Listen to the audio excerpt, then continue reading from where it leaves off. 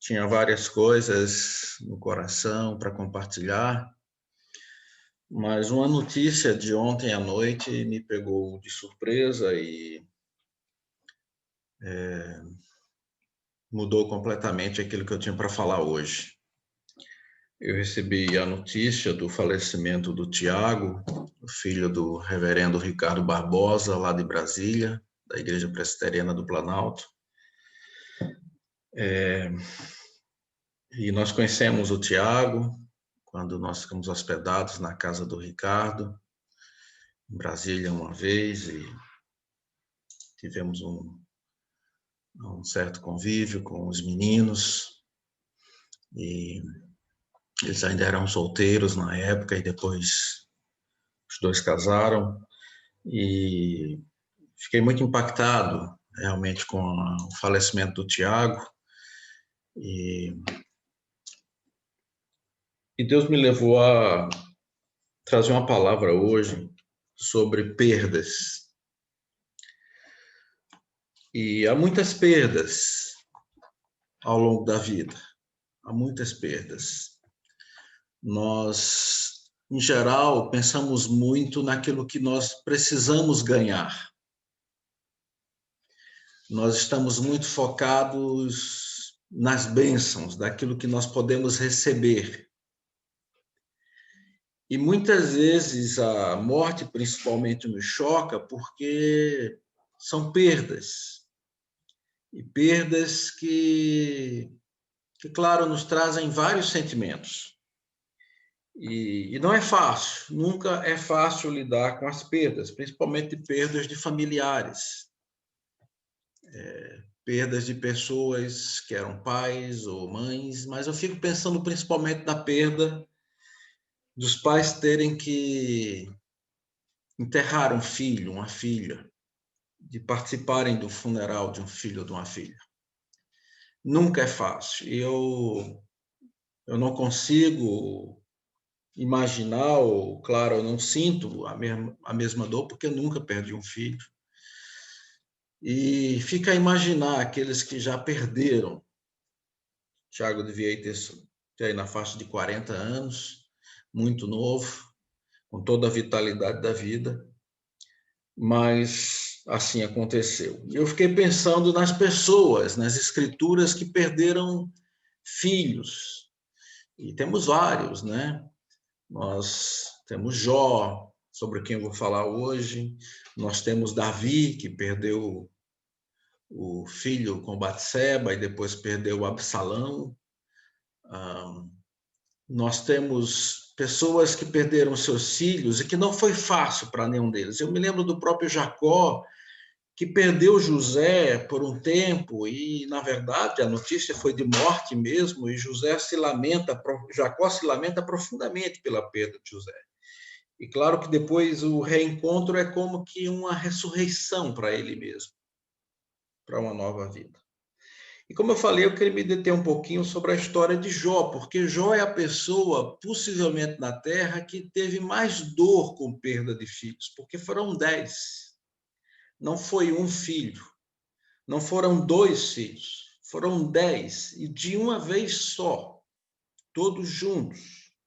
Aqui diz no livro de Jó que Jó era um homem que morava na região de Uz e era muito honesto, um homem de palavra, totalmente dedicado a Deus, que odiava a maldade. Ele tinha 7 filhos e 3 filhas. E seus filhos costumavam dar festas em suas casas e sempre convidavam as 3 irmãs para celebrarem junto.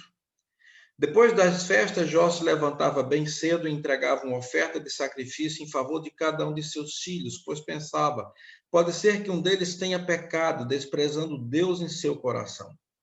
Jó entregava sacrifícios constantemente, no caso de um de seus filhos ter cometido pecados. Então, Jó é esse pai amoroso que cuida da sua família o tempo todo. É esse chefe de lar, esse líder do seu lar que está preocupado com seus filhos, com a vida espiritual deles, que sacrificava diariamente a Deus, todas as vezes sempre que eles faziam essas festas, e isso é interessante porque era uma família unida. Os 10 irmãos se davam bem. Isso é algo muito raro, né, em qualquer família. Ainda mais de 10 irmãos.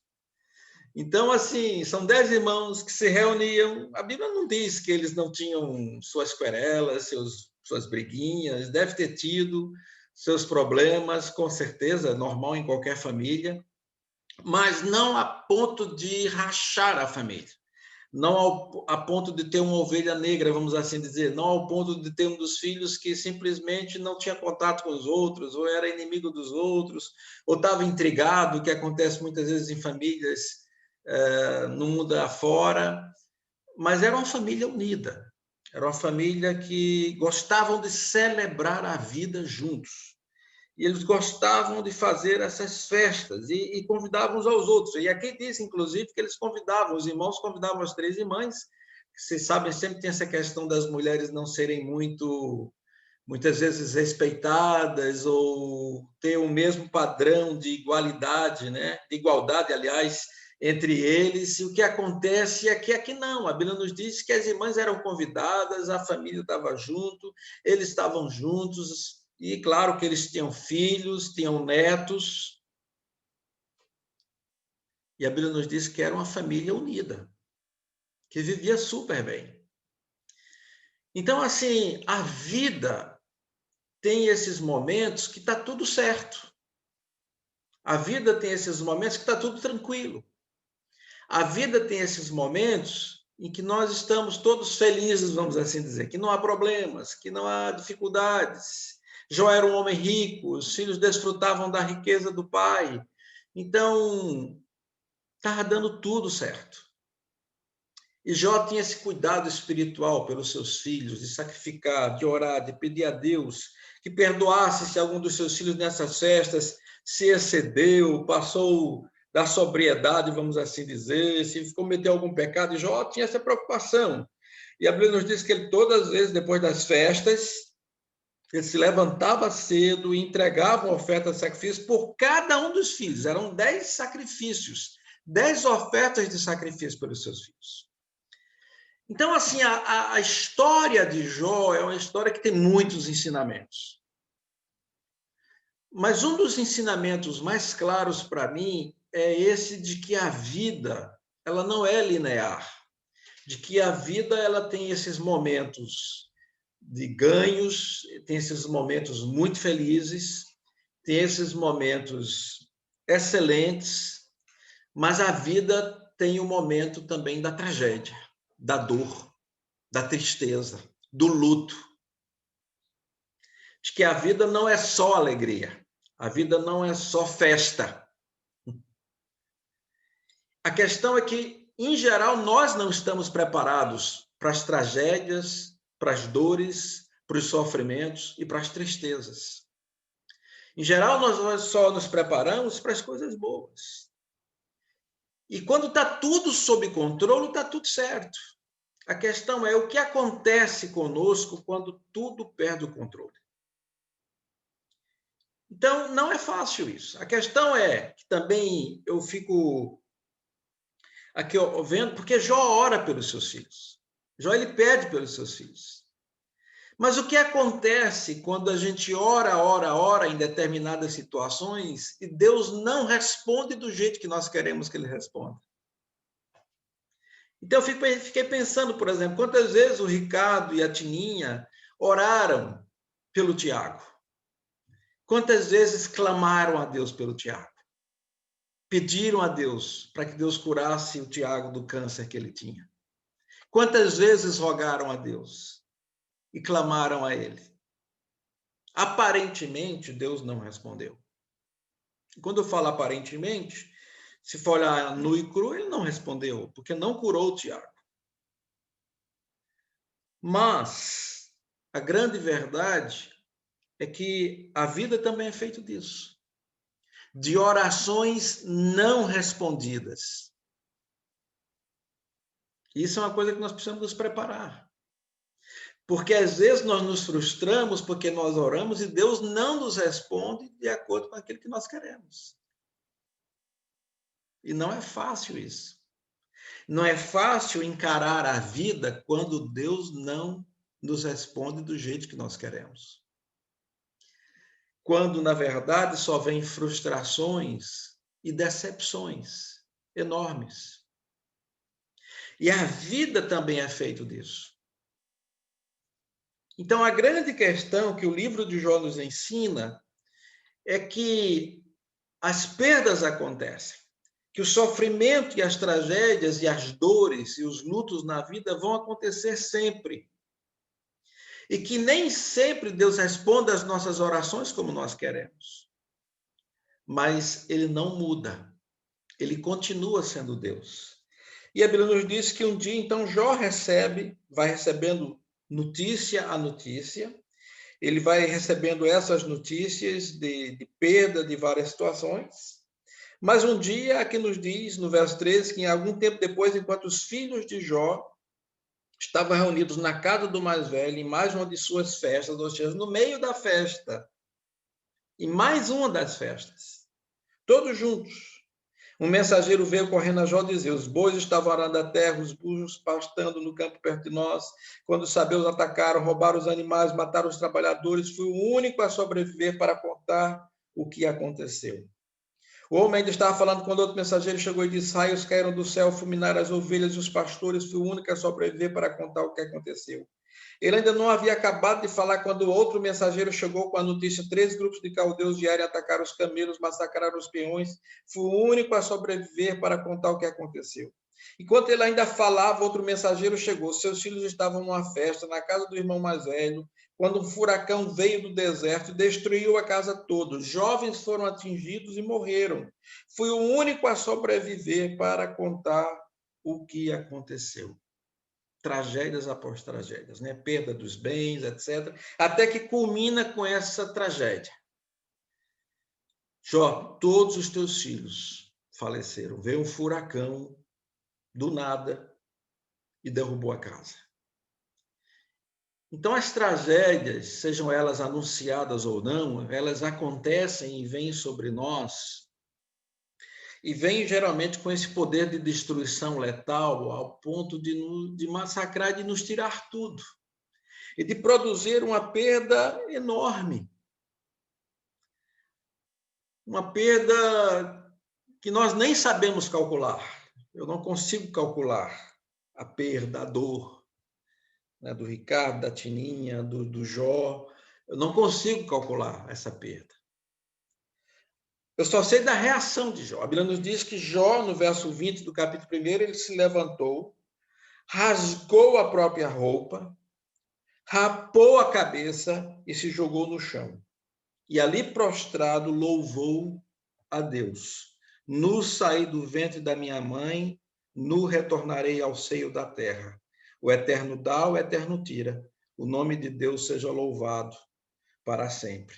Mesmo atingido por tanta desgraça, Jó não pecou, nem culpou Deus de nada. Então, a reação de Jó, primeiro foi desse lamento. Rasgar as vestes, raspar a cabeça, era esse sinal de luto que os judeus tinham, de se colocar em cinzas, de se humilhar, de, como se diz assim, Deus, aqui estou eu, perdi tudo, minha situação é essa, estou triste, estou chateado. E depois, quando você vai olhar lá, depois no capítulo 3 de Jó, ele começa o seu lamento todo e ele joga para fora. E o Gene Peterson diz que Jó é com certeza esse homem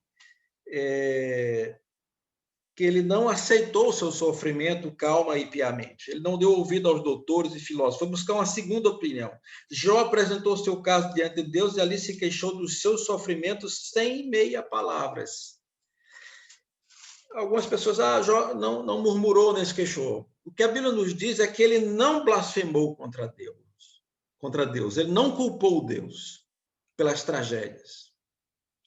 Mas ele se lamenta profundamente pela vida, pela perda, pelas dores, principalmente depois quando ele é atingido na sua saúde. E o livro de Jó é um pouco isso, porque o livro de Jó é a síntese da vida, onde é atingida a sua família, onde é atingida a sua saúde e onde é atingido os seus bens, a sua vida financeira. Então, as três principais coisas que nós temos na vida, Jó foi atingido nelas. Sua família, a sua saúde e os seus bens. Jó perdeu tudo: filhos, saúde e bens.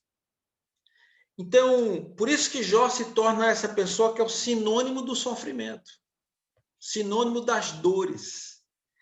Mas ele louva a Deus e ele prostrado louva a Deus. Não é fácil, gente. Como é que nós reagimos diante das dores e tragédias da vida? Em geral, vamos reagir igual o Jó, muitas vezes, né? Com raiva, com frustração. Jó abomina até o dia da vida. Ele diz, apaguem, no capítulo 3, apaguem o dia em que eu nasci. Esqueçam a noite em que fui concebido. Jó, ele lamenta e ele até diz que preferia que tivesse sido um aborto. Ou seja, na verdade, o livro de Jó é um desabafo profundo de alguém que passa por dores enormes. E a grande verdade é que Jó, no seu livro, ele mostra que a vida é um mistério, que o sofrimento é um mistério e que Deus é mais misterioso ainda.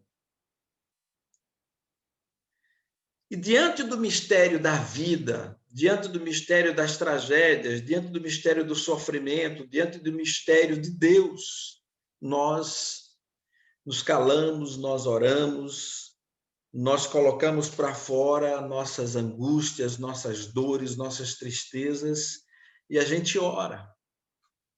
Ao mesmo tempo, então, Jó é esse livro que mostra que a única coisa que Deus quer de nós é essa atitude de confiança, apesar da gente não entender nada no meio do sofrimento, muitas vezes. Porque Jó não entende muitas coisas. Por que é que aconteceu isso? Por que é que tem acontecido todas essas coisas? Quando Deus se revela para Jó, no capítulo 38, é interessante isso, diz que finalmente um dia Deus responde Jó. Vem os amigos, tentam consolar, com todo aquele discurso religioso, não resolve. Eles, em síntese, dizem que Jó só está passando por tudo que ele passou porque ele pecou, o que não era verdade. Eles dizem, olha, é causa e efeito. Você está passando aqui toda essa desgraça é porque você pecou em alguma coisa. E às vezes a gente acusa muito essas situações na vida, né? Ah, está acontecendo isso com fulano porque pecou, foi algum pecado, foi alguma coisa que fez. E às vezes não foi nada. Não foi pecado nenhum.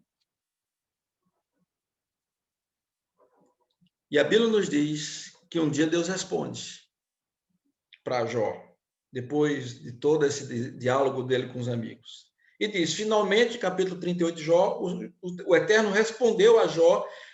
E como é que Deus responde a Jó? A Bíblia nos diz que foi do meio de uma violenta tempestade. Eu acho muito interessante isso, porque Deus responde no meio de uma violenta tempestade, como para significar justamente isso. Jó, eu estou respondendo no meio da tempestade da sua vida. Eu gosto muito dessa frase aqui em Jó 38, porque ela é simbólica da vida de Jó. Eu estou respondendo a você, não é no silêncio agora, como ele respondeu a Elias, não é no cicio, não. Eu estou respondendo no meio de uma tempestade, para mostrar que eu estou respondendo no meio da tempestade da sua vida. E Deus nos responde assim. E aí Jó compreende, e ele ora, e Deus fala, e até que no capítulo 42, ele diz... Estou convencido que tu podes fazer tudo, qualquer coisa, nada nem ninguém pode frustrar os teus planos. Ou seja, Jó compreende que nas perdas, nada frustra os planos de Deus, e nem as perdas. E ele ainda diz, agora confesso, Antes eu ouvi falar a teu respeito, mas agora eu te conheço, pois eu te vi com meus próprios olhos. Eu te conhecia só de ouvir, mas agora os meus olhos te veem. Ou seja, o livro de Jó é esse livro que mostra que as tragédias, as situações da vida também acontecem para aprofundar nossa relação com Deus de uma forma como nunca tivemos antes. Agora, é fácil tudo isso, gente? Não, de forma alguma não é.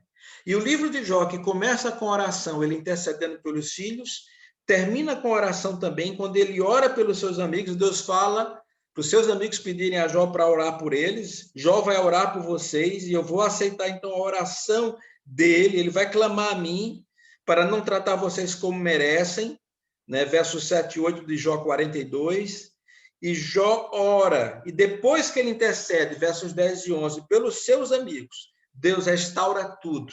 Ou seja, também um símbolo disso.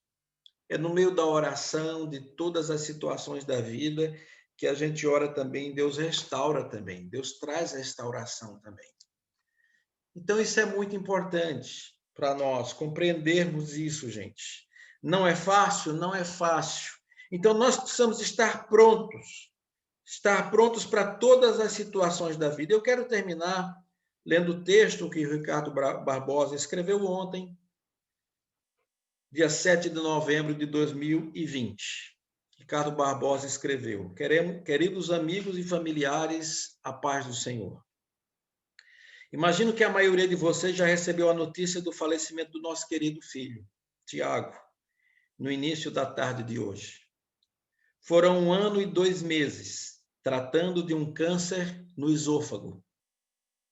Em todo o tratamento, apesar de muito difícil e doloroso, o Tiago sempre respondeu com gratidão, esperança e fé, sem jamais reclamar das limitações severas que sofreu. A dor é indescritível.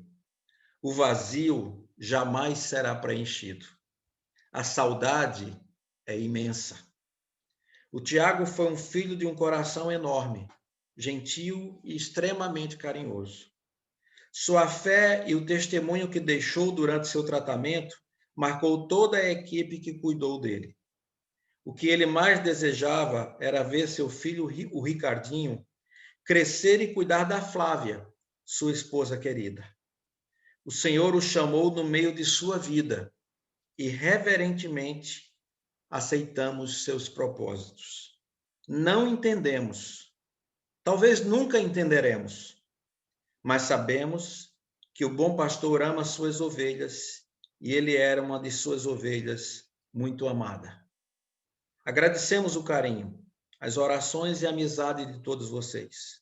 Peço que continuem em oração pela Flávia e Ricardinho e por nós, Tininha e Ricardo, Arthur, Isabela, Joaquim, Antônio e mais um que está a caminho.